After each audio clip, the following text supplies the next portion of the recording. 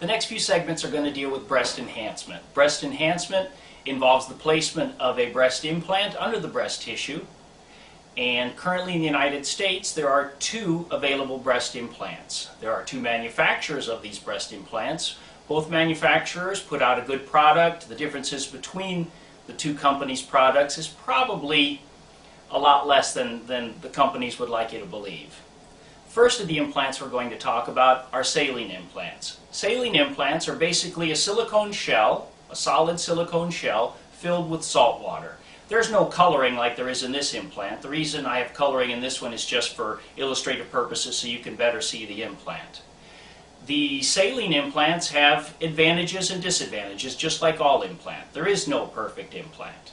Saline implants have the advantage of being a little easier to put in because they're put in deflated and then filled after they've been put in the body. Saline implants have the advantage of being a little less expensive, and in these tough economic times, saving some money is important for some people. And saline implants have the advantage that when they leak, you develop a flat. Another advantage for saline implants is they can be put in through remote incision surgery, such as through the belly button or through the armpit. But we'll get to that a little later on a different segment.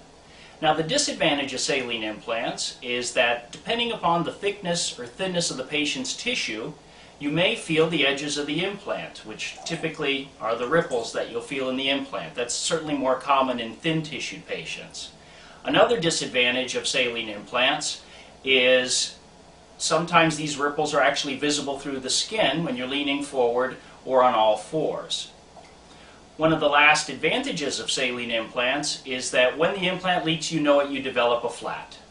So basically, saline implants, they've gotten the reputation as being a safe implant. Certainly, they are relatively safe. I've certainly seen implants removed from patients where the saline was contaminated prior to being added to the implant. So it's definitely not a perfect implant, but it's an implant that's preferred by a lot of plastic surgeons.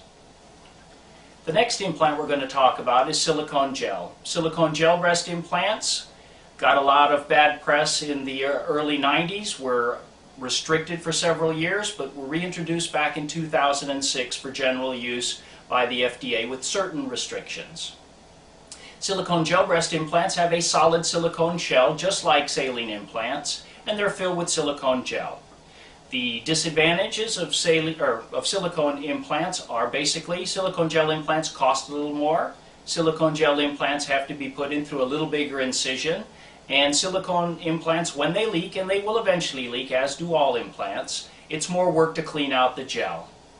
What's the advantage of silicone gel? Well, in my opinion, it's the gold standard for a natural look and feel.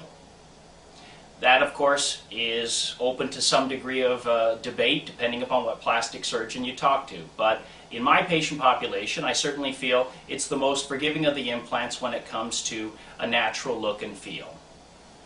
One last implant that gets a lot of press but isn't used very often is the famous gummy bear implant. The gummy bear implant is an implant that also has a solid silicone shell. It's filled with also silicone gel, but this silicone gel is a lot thicker than regular silicone gel breast implants. That makes the gummy bear implant not ripple. That makes the gummy bear implant, if you were to cut it open, the gel would not go anywhere, which was the big advantage touted behind this implant, is that there's no gel migration. Well, the reality of things are, all silicone gel implants technically are kind of gummy bear implants. They all have cohesive gel. What differs between them is the degree of cohesiveness. The gel in this implant is not as thick and not as cohesive as the gel in this implant. The gel in this implant, technically upon rupture, could migrate, probably just locally, whereas this implant, the gel doesn't go anywhere. This implant has been touted as an implant that would be a lifetime implant, since even after the shell is degraded, the implant's intact because the gel maintains its shape. Whether or not that's true, we don't know, because these implants have not been around for 30 or 40 years, and I'm sure we'll learn a lot more about them as time goes on.